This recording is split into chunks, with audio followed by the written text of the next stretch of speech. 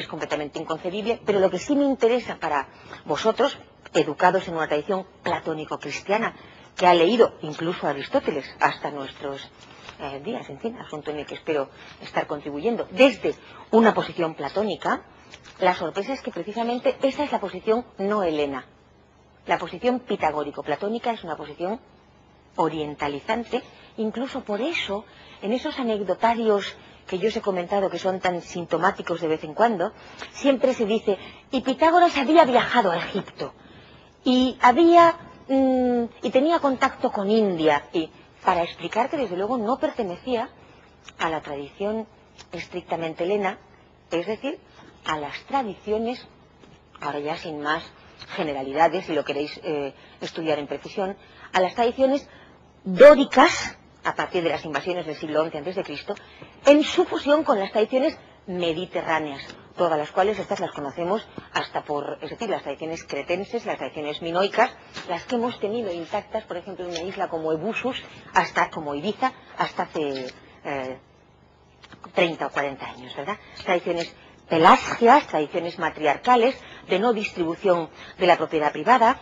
tradiciones de los, si me dejáis que parezca poética, no lo soy cuando digo esto, aunque para nuestra distancia y así, de los toros en el mar, de la danza con los toros, de la danza con la muerte, de la asunción de la tragicidad, hasta tal punto que la decisión lúcida comunitaria entonces es quitarle peso a la vida, dar aire, abrir el abanico, hacerlo así con la cola. Todavía entre nosotros mucho de todo eso, en el sentido de las culturas hispanas ocultas y profundas, las culturas trágicas, es decir, las que porque sí asumen la muerte y no se escapan de ella, no la desplazan, no se fugan, entonces consideran que lo más profundo es la piel, que lo más hondo es la ligereza, que interesa el juego, lo gratuito, el exceso, la fiesta, en el sentido también de la fiesta del pensamiento.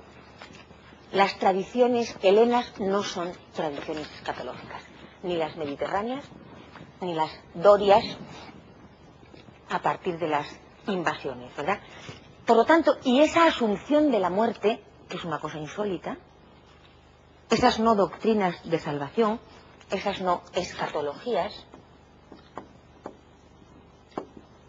esto es lo que significa logos escatolos, logos de salvación, el carácter no escatológico, si queréis decirlo así, el carácter, ahora dicho no en negativo, en positivo, inmanentista de las tradiciones griegas, es curioso que permite hacer confluir, encontrar un elemento común entre tradiciones helenas muy, muy diversas. Por ejemplo, las sentencias de los sabios,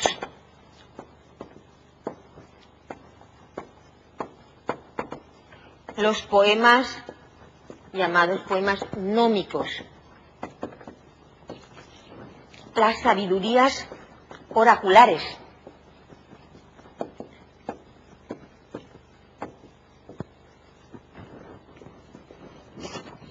y sobre todo la gran tragedia ática, para tener en cuenta algunos de las instancias perfectamente reconocibles de la cultura griega, todas ellas tienen en común esto, ¿verdad? Tanto en las sentencias como en los poemas, nada en desmesura, nada en exceso, todo ello ritmado en una armonía, fijaos en esto, se dice muy pronto, y sin embargo impide los dualismos metafísicos, donde se entienda que los contrarios se copertenecen, que no hay día sin noche, que no hay frío sin calor. Esto no es una sabiduría de Heráclito. Cuando Heráclito está recordándonos la copertenencia de los contrarios, lo que está es haciéndose cargo para que no se pierda, porque la filosofía está haciendo una cosa tan fascinante, ya está convocando a los mejores de los griegos, que para que no se pierda nos recuerda, cuidado, ya esto mismo lo decía la sabiduría antiquísima de Delfos, la sabiduría oracular. Había una mano por ahí. Bien, pues nada en exceso, todo en mesura, no significa, si tenéis en cuenta lo que el otro día os quería contar del mesotés y del metron, no significa nada en mesura que encontremos el término medio tibio nada más lejos verdaderamente de la, lo que pasa es que hay de la experiencia griega, que la tibieza. Pero ahí tenemos que hacer de nuevo esfuerzos de traducción. Cuando nosotros decimos prudencia en castellano, traduciendo frónesis, decimos mal, o lo pensamos a partir de Gracián, ¿verdad? Y entonces entendemos inhibición de los... No, frónesis lo que significa es el modo de sostenerse ante el peligro que no desemboca en fuga, en desplazamiento, ni en... Es decir, que cuando lo está utilizando Aristóteles o lo está utilizando Homero, el fronimos es el andros. Y el andros es el hombre valiente. El que nunca pondría su vida en peligro ni la de los suyos por ningún motivo baladí, pero jamás permitiría que la muerte prevaleciera sobre la vida. Estas son las autoexplicaciones que da la cultura griega de sí misma, ¿verdad? Por tanto, aquí prudencia lo que significa es una cosa bastante distinta de una tibieza. Significa el criterio, mantenerse en el criterio que establece qué es lo que es por exceso y por defecto. Lo que hemos dicho en alguna ocasión. Por lo tanto, ¿quién es el valiente? El que establece el exceso del temerario y el defecto del cobarde, ¿verdad? Por lo tanto, es primero el valiente y no algo que se obtenga como una especie de conjunción híbrida de los otros dos. Había una palabra por ahí y un micrófono que ya no sé dónde está, está donde debe. No, pues básicamente interrumpir un poco porque me ha resultado muy emocionante esto que explicaste de... No te oigo nada. No, perdona.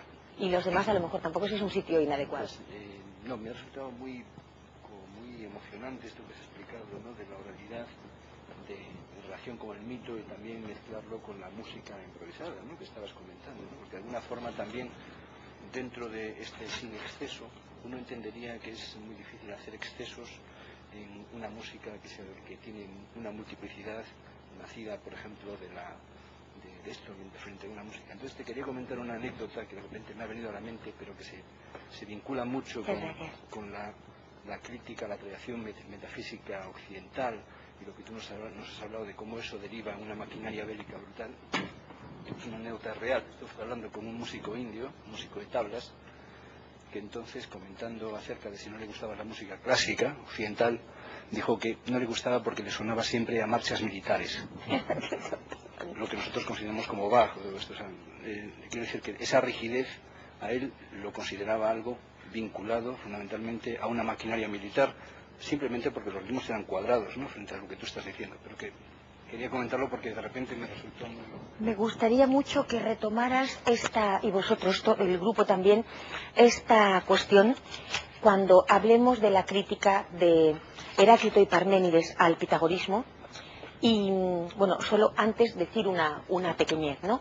Y es que tampoco es la misma la música occidental antes de la Ilustración, es decir, no es lo mismo la música de cámara que la música sinfónica, ¿verdad? Pero en efecto hay ese elemento posiblemente rígido. Para evitar cierres, que es lo que yo no querría, tenéis que tener en cuenta que en la tragedia, que es donde quiero desembocar ahora, están la música y la danza a la vez, y el recitado. Una de las pérdidas irreparables de nuestra cultura, como sabéis, es que no tenemos música griega, no la hemos conservado. Hay reconstrucciones múltiples, todas las cuales se juzgan a ellas mismas como completamente insuficientes, de manera que no podemos inventarnos que la tenemos, no la tenemos, la hemos perdido.